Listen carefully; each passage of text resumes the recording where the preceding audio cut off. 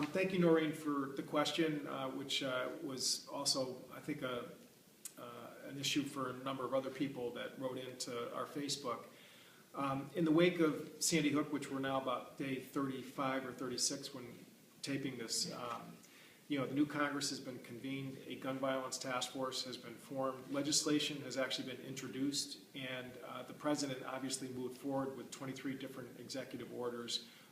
all of which, in my opinion, are very reasonable, constitutional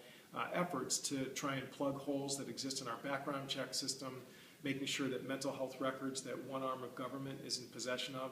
is actually inputted into the Brady background check system, which, by the way, over 14 years has blocked 1.5 million gun transactions because of people, either because of criminal histories or mental health histories that should not be allowed to buy those firearms. And I think it's important to note that the Supreme Court in the Milestone case a couple of years ago, which established that the right to bear arms is an individual right, Heller versus the District of Columbia, Justice Scalia, who wrote the majority opinion, made it crystal clear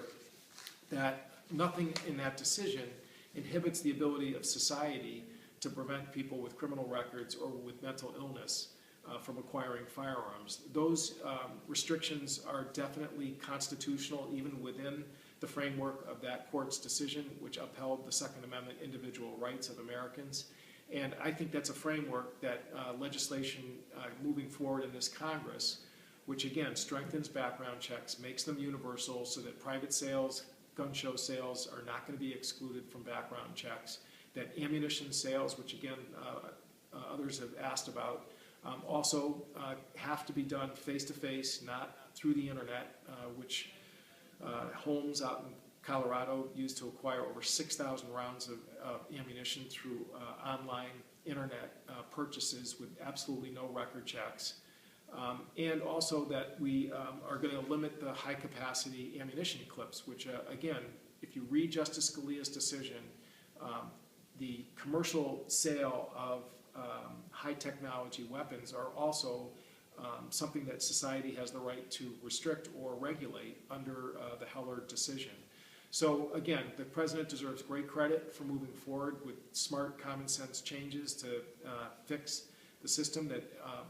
is provided under existing law, and Congress now has to step up and face the challenge. I sit on the House Education and Workforce Committee, which is going to be one of the committees that's going to be dealing with this issue in terms of school safety.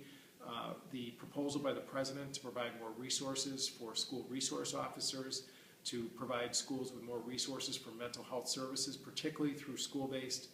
health clinics, which we have a number of them in Eastern Connecticut. Those are proposals which I look forward to working on the Education Committee to help school superintendents, help principals, help families of children in public school systems, just like my daughter who's finishing up her high school public school years, are going to be safer and better protected.